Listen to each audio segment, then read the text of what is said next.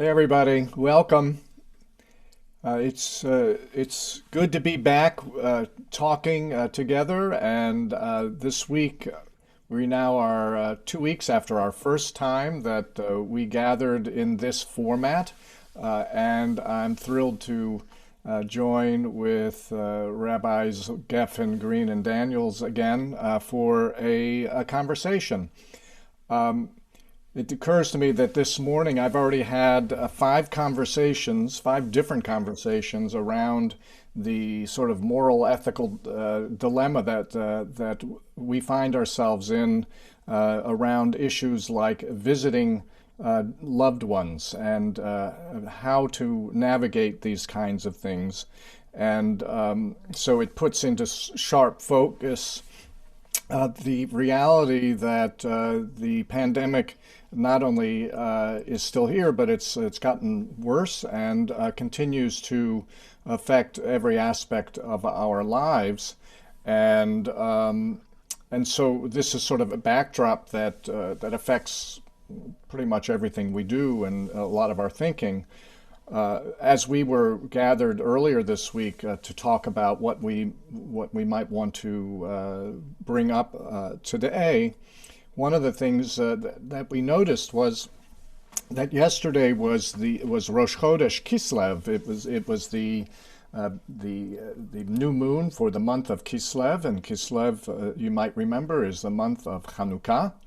And which is sort of a strange thing. Here we are headed towards the winter solstice, which actually this year will not fall in Kislev, but pretty close, and which is moving towards the darkest time of the year, and we have Hanukkah, which we're likely to talk about in a couple of weeks, but we know is the Festival of Lights. So.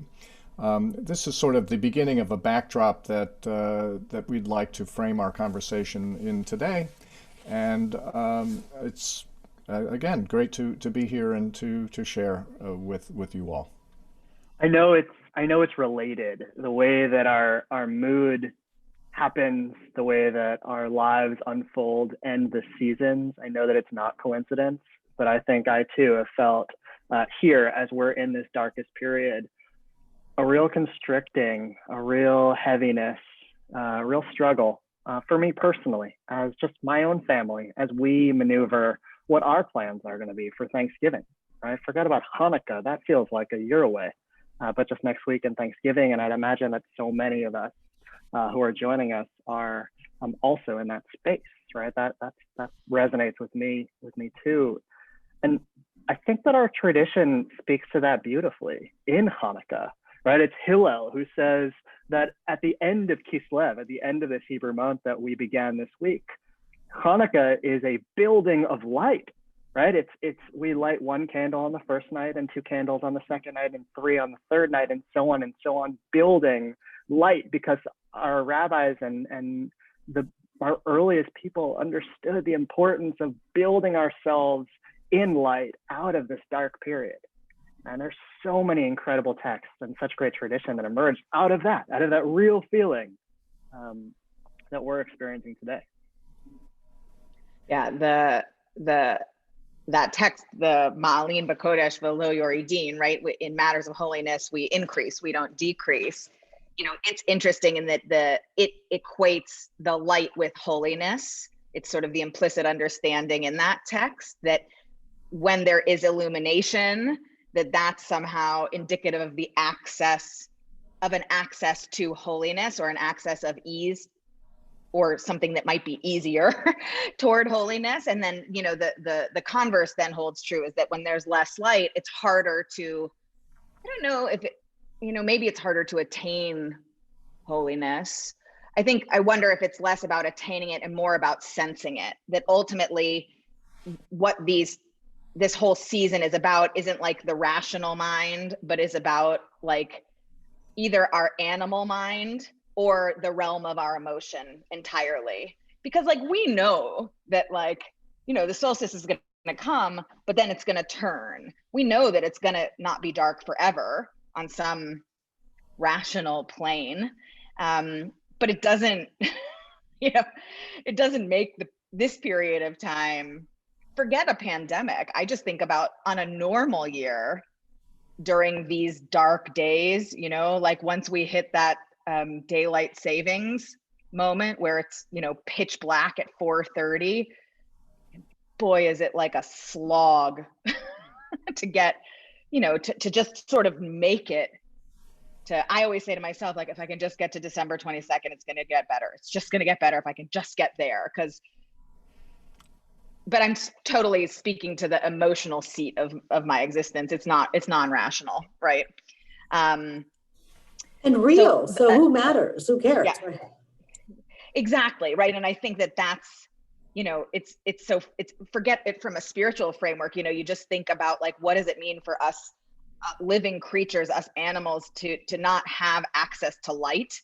You know, you talk about like seasonal affective depression or disorder, and how people, you know, one of the treatments for that is literally to shine a light at yourself, just to help build vitamin D and make something feel better. So it's just like really, you know, it's in some respects, it's so foundationally real. And then of course there's this spiritual overlay. And then we can overlay this reality of a pandemic where we're in, which to Cantor Goldstein and Rabbi Daniels' point, it's just so constraining. We're so limited. It's just some really heavy stuff to navigate in. So the good news, I think, as Rabbi Daniels suggested, is like we do have a lot of Jewish wisdom about how we might navigate, or at least being consoled by the fact that we're not the first to experience these sort of primal or even primordial fears, right? Concerns and struggles.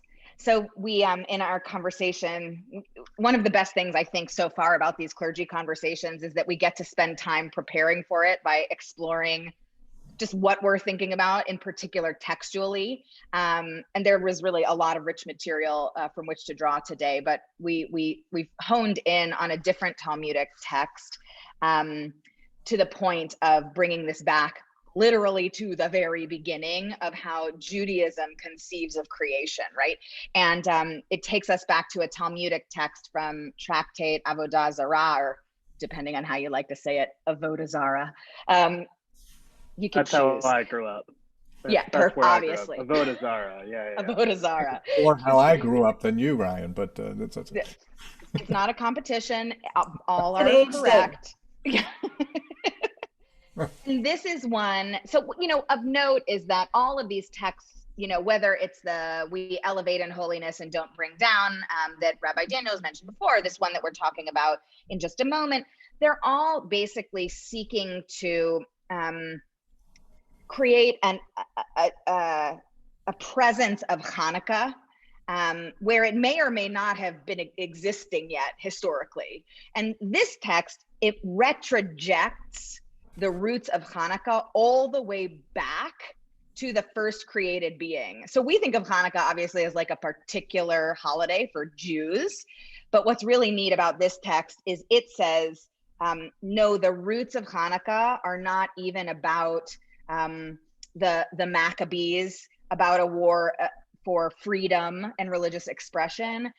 Ultimately, this is a universal human experience of primal fear of darkness and a yearning for light, and how we might connect that to a sense of something bigger than ourselves. Really how isolating that fear can be. So I just want to bring you the text. I'll read it and we can spend a little time in it and then move forward. So again, this is from, I say it Avodah Zarah, but since two of the three at least of my colleagues say Avodah Zarah, I don't know, we'll call it a tie and we'll give credit to both. So this text reads the following. It's from Avodah Zarah 8a. When Adam, who was created in the beginning of the year on the first day of Tishrei, so meaning Rosh Hashanah, right? This imagines that Adam was born on Rosh Hashanah. When Adam noticed that during the first 3 months of his life, the days were getting gradually shorter, he said, "Woe to me, because I've sinned, the world around me is being darkened and is returning to its state of chaos and confusion." This is a reference to Tohu Vavohu, the state of existence before God began to create other entities, right? This must be the kind of death which has been sentenced to me from heaven.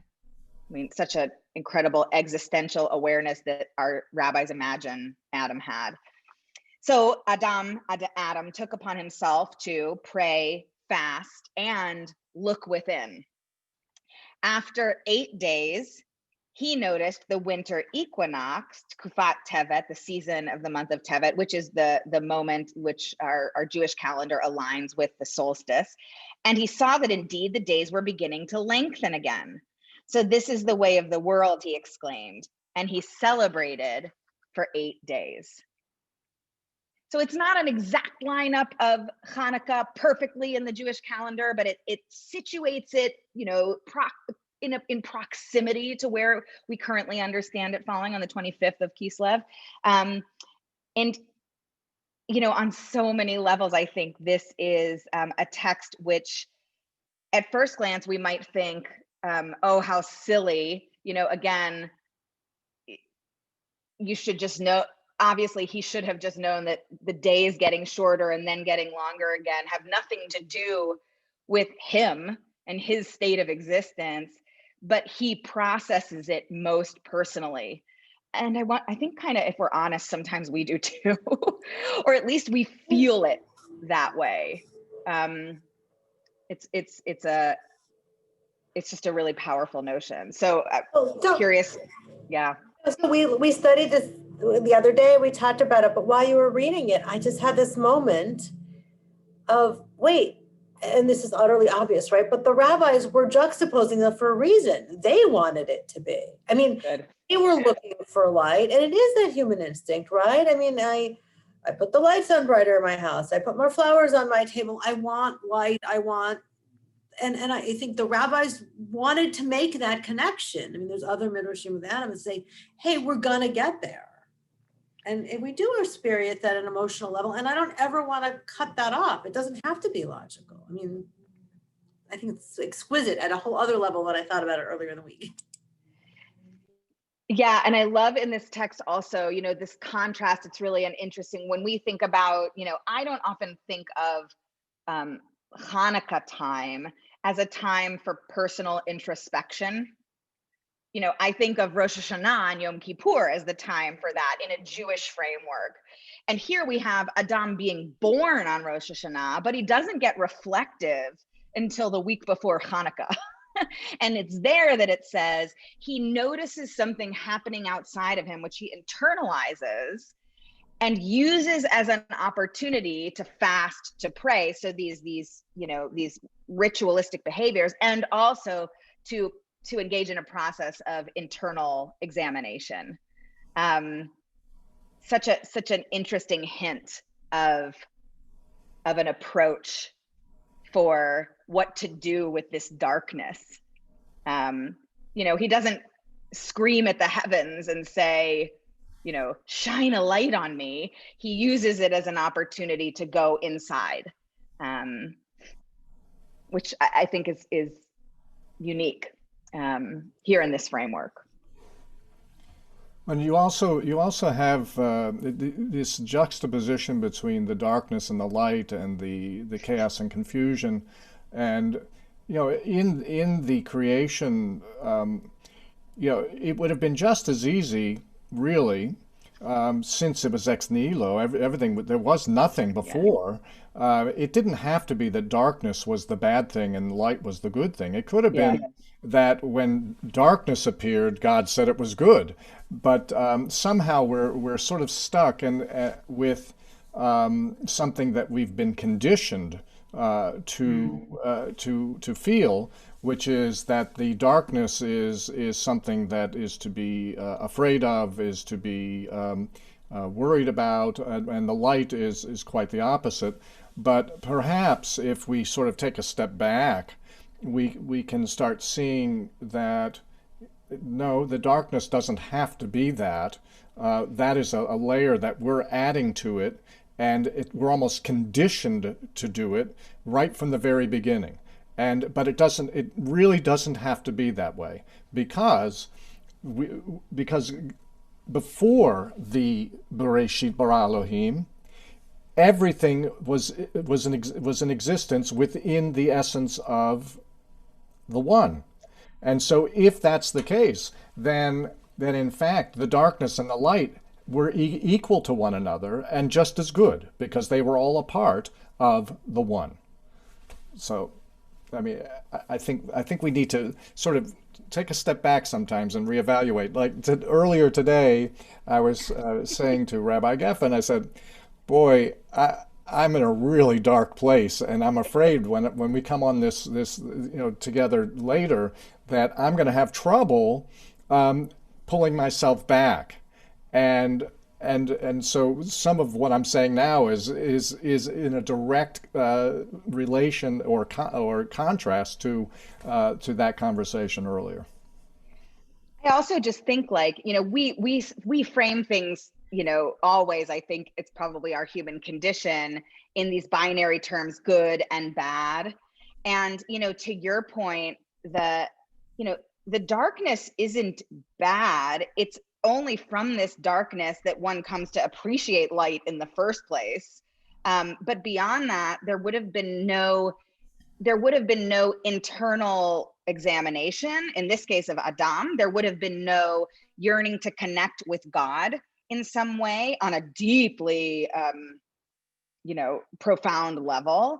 And there would have been no, it's not just that he's like, thank God there's light now, but he celebrates joyously for 8 days afterwards. That, he has 8 days of introspection before, and then it yields this 8 days of celebration after, which are perfectly mirrored to each other. And one would be impossible without the other. Now, we don't have an equivalent 8-day, pre-Hanukkah sort of low place.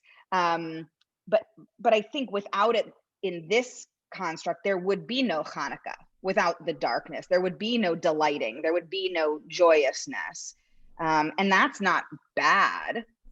It would be like when we talked about the Jonah story on Yom Kippur, what would that story have been if Jonah hadn't been swallowed by the fish? Right? Like, it's only because of that he has this major turnaround.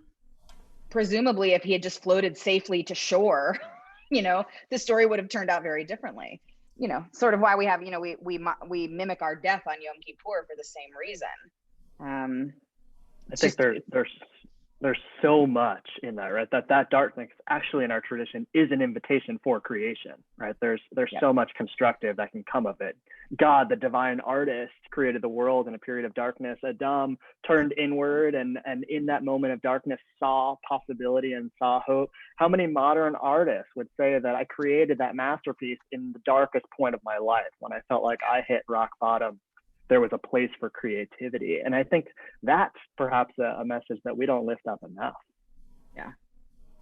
And I think that idea of, definitely, obviously there's like a birth narrative here, but I think there's also like a rebirth narrative, or like an opportunity for purposefulness or dedication, rededication, which the rabbis don't make explicit here in this text, but I wonder if that's part of their interplay with Hanukkah, which means dedication. They obviously know that.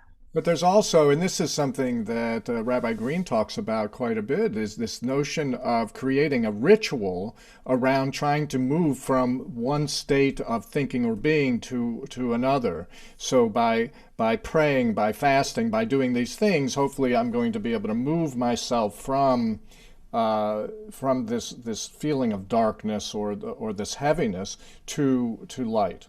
And so it's this beautiful sort of action incentive that we begin to think in terms of, well, yes, we might be in a bad place or a dark place, but there are ways to get out of it. There are processes or things that either are there already or that we could create to help us move. Oh, and naming them. I mean, let's not forget, I apologize, as some of you know, I'm in New Jersey right now at my mom's, and they're mowing the lawn right outside the window where I have Wi-Fi signals. It's like on cue. So some of it is naming it. I mean, what is part of the Hanukkah liturgy? Hanerot halalu, anachnu madlikim, like these lights are sacred. And so they're lifting up, just like the Shabbat candles. I mean, different, but like that. These lights are sacred. They're not there for work. They're not there for heat. They're there for the pure essence of light, right? Like just for like to enjoy it, to appreciate that. So I think, I often go, wrestle with like the commentaries that say, if you express gratitude, you'll feel more grateful. If you affirm the goodness, and I don't mean to be disrespectful to them, but I'm like, but if I feel lousy about talking about it, make a difference, it can. And I think there's the Jewish ritual of like naming those. I mean, I think when we get to Hanukkah to light our candles, I mean, literally like light every candle you got in the house if you have more than one Hanukkah, and do it over Zoom or do it over FaceTime. When my grandfather was 101 years old and we were lighting candles with him, by the eighth light, he's like, enough already. Girls, like, I don't need to, but it was a killer prank with us. But we would, and that was before FaceTime, we would do it on the phone. So, I mean, I think there's that. I think there's actually walking outside now at night or looking out your window or your skylight at the moon. Rabbi Daniels and I teach 7th grade once a month, and the girls group is called Rosh Chodesh, and it's about the new moon.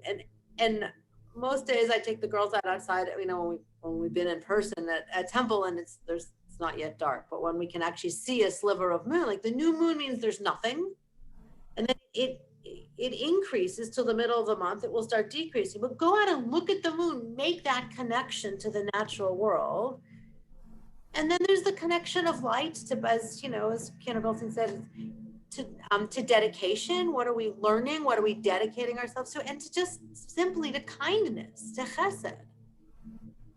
I mean, how many stories have any of us heard? Like we pick up the phone or we run into someone and someone says, someone did X or Y or Z nice thing. I was at Costco a few weeks ago and I was coming out and I hadn't been in the store in a long time. And this man walks out carrying like 3 big things of Dunkin' Donuts coffee. And I said, hey, I'll wait to back out to you do. And he goes, I'm going to bring these over to the police department in my town. Like, that's what I do. I was like, the simplest gesture, or the people who pick up the phone and call and, or drop something at someone's door, or earlier this week, someone offered to help someone else in our community with computer help so they could be part of services. And so there's light in kindness. I mean, we can physically have put it around us and we can do stuff.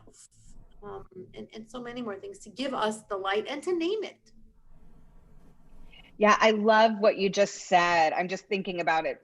This is not something we talked about earlier, but looking back, whenever we study these texts, obviously we're studying Torah, and the whole thing about studying Torah is it always reveals new things as you go.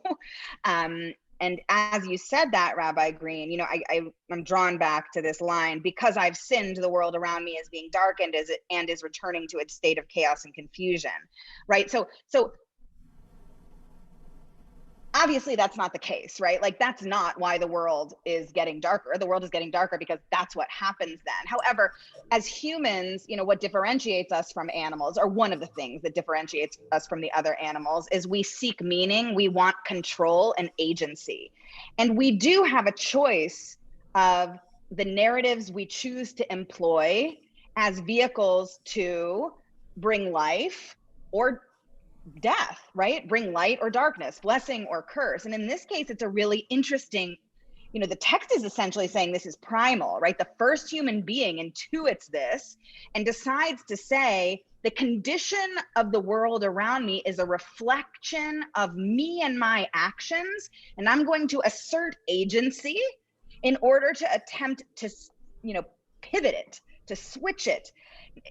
His timing is fortuitous and it works out well in this case. But I think that that's a great point. Like, at the end of the day, the light and the darkness, they are what they are. But there is a difference when we make a choice to be agents in the reality or not. Yes, and that agency can be super small action. Right. Yep. But there's also a sense of being present and alert and aware. So, Rabbi Greene was talking about how, if you go out and look, and see Yes. the moon Yep. from its new moon state of nothingness as it then increases and then ends up being full and then decreases again. When you pay attention and you are mindful of it, then you are keyed into and linked to the cycle of it, and this the Yes. cyclical nature of it is critically important to our ability to understand all the things that go around with it, including the darkness, including the light. Yes. Correct. And there's awe. So Right. on Monday evening, our adult B'nai Mitzvah class, Cantor Goldstein, you might have heard this from someone you're related to, when we were studying Abraham Joshua Heschel, and we were talking about radical amazement and awe. And goofy as goofy can be. If my kids will tell you, I'll be like a really cold night. I say, go stand on the porch. And Mom, it's cold. I have my pajamas on, whatever. Just look up at the moon. There is awe. However you think of God, however you don't think of God, just look up at the sky and yes, connect to the cycle and we're something larger than us. It gets me every time and I love it. And that makes me think, like, even in that, so in Heschel's like radical amazement, one of the things, and this ties back to Cantor Goldstein's point too, is that, he talks about not just awe like in the beauty, but awe in the mess, awe in the danger, awe in the pain. He has this beautiful, he said, there's one line that he writes about where he says, when I see the suffering of another, I'm not accommodated. I don't accommodate myself. I refuse to not be surprised. And he talks about that idea of surprise as a vehicle to awe, right? It's what keeps us alive and engaged in this. In this case, Adam is not trying to sugarcoat the darkness. He's terrified, and he sits in the difficulty of it, and that's what allows him to go somewhere and access some kind of purpose. He's not like saccharine sweet, like, oh, well, the dark is pretty. He's not trying to make it okay. He recognizes that it isn't okay. So it's not a denial. It's a real presence. It's like transcendental meditation. You're not trying to take yourself somewhere else. You're trying to be like super present in whatever is the moment. And that it's only in that presence that any agency could actually happen. And all the more powerful considering it's Adam who is explicitly told by God that he was created to hold sway over all of creation, Exactly. right? To tend and to till and to be the one to own it, right? Well, maybe we need to flip that role a bit, or at least our understanding of what that could mean, right? What is humanly possible? Yeah, it's really I want to powerful. Go. pull it together one more point. And Psalm 23, right? I mean, yea, though I walk through the valley of shadows. There's a beautiful piece that I will paraphrase less eloquently than Rabbi Harold Kushner, who talks about the fact that we need to be in the valley of the shadows to get to the other side. Yeah. Yeah. And so we're in the dark. We're not sugarcoating it. We're not saying this isn't a tough time of year. People are wondering, what do I do Hanukkah? What do I do Thanksgiving? How do I even see someone next door? Doesn't mean we don't have agency.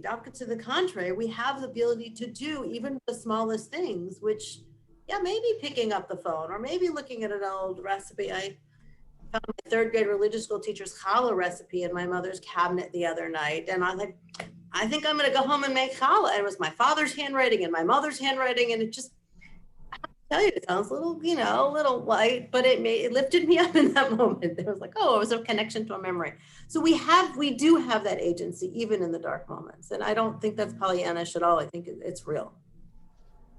Yeah. It's a beautiful, I think, note for us to close around, which is, we know that, we're all together in this reality, and aren't going to try to paint it any other color than what it is. But at the same time, there is this opportunity in it. And hopefully this year's opportunities are once in a lifetime, meaning we won't return to this kind of reality again, we pray. And so what might it look like to really take advantage of that? In whatever way we choose to go. So we thank you for being with us, and look forward to continuing these conversations. We'll regroup again just before Hanukkah, I believe. Mm-hmm. Great. Thanks, everyone. Good to see you. Great to see you guys. Thanks.